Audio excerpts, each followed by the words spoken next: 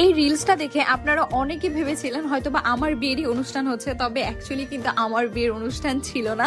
আমি রিভিল করি নাই আসলে কার বিয়ের জন্য এত কেনাকাটা করেছিলাম, তবে আজকে আপনাদের সাথে পুরোটাই শেয়ার করব। আসসালামু আলাইকুম এভরিওয়ান, কেমন আছেন আপনারা সবাই? আজকে বেসিক্যালি রেডি হচ্ছিলাম বড় ভাইয়ের বউ মানে আমাদের ভাবিজানের জন্য কেনাকাটা করতে। যদিও এই দায়িত্বগুলো বড়রা পায়, বাট আমি অনেক বেশি লাকি যে আমি ছোট হয়েও আমার বড় ভাবির জন্য আমি কেনাকাটা করতে যাচ্ছি। আজকে আপনাদের সামনে পুরোটা রেডি হলাম। অ্যাকচুয়ালি আমি কিন্তু বাহিরে যাওয়ার আগে কখনোই মেকআপ করি না, জাস্ট সানস্ক্রিন আর আমার খুবই পছন্দের পাউডার যেটা ইউজ করি সব সময়। আর আমার সোনার চুড়িটা রং করা ছিল, যার কারণে আমি ব্যাগে উঠিয়ে নিই। সোনার চুড়িটা আজকে রং করে নিব।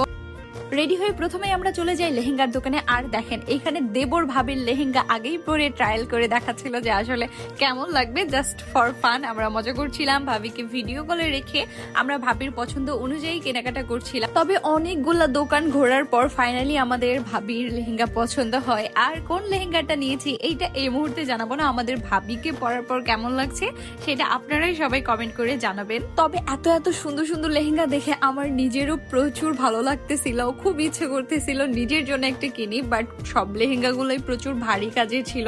এইগুলো আসলে বিয়ে বাদে বড় অনুষ্ঠান ছাড়া পরলে ভালো লাগবে না। বাট ভাবির বিয়ের কেনাকাটা করতে যে আমার নিজের বিয়ের অনুষ্ঠান করার জন্য আমার মনটা একদমই আনচান আনচান করছে। আর এত সুন্দর সুন্দর লেহেঙ্গা, শাড়ি, চুড়ি, কসমেটিক্স এগুলো দেখার পর কোন মেয়ের মনটা শান্ত থাকে বলেন তো?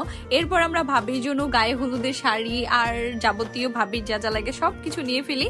তবে কসমেটিক্স এর দোকানে আমি ভাবিকে ভিডিও কলে সুন্দর করে পরে পরে দেখাচ্ছিলাম গহনাগুলা। আর সেই মুহূর্তে ফজল সাহেব ভিডিও ক্লিপ নিয়েছিল, যেটা আপনাদের সাথে শেয়ার করেছিলাম। আর তারপরেই আপনারা অনেকে ভেবেছিলেন হয়তো আমাদের বিয়ের অনুষ্ঠান, বাট আসলে আমাদের বিয়ে না, আমার বড় ভাসুরের বিয়ে। আর আলহামদুলিল্লাহ একদম শুরু থেকে সবকিছুতে আমি আর ফজল সাহেব মিলে ভাবির পছন্দ অনুযায়ী সবকিছু কেনাকাটা করে দিই। আর তারপরে আমরা বাজারের মধ্যেই ভাবির জন্য কেনাকাটা করা সবকিছু সুন্দরভাবে প্যাকেজিং করে ভাবির লাগেজে উঠাই দেই। আর এইটা ভাবিকে আমরা পরের দিনই পাঠাই দিব, কারণ লেহেঙ্গার যে সুন্দরভাবে ব্লাউজটা বানাতে হবে এইটা বডির মাপ ছাড়া কোনোভাবেই সুন্দরভাবে বানানো পসিবল না।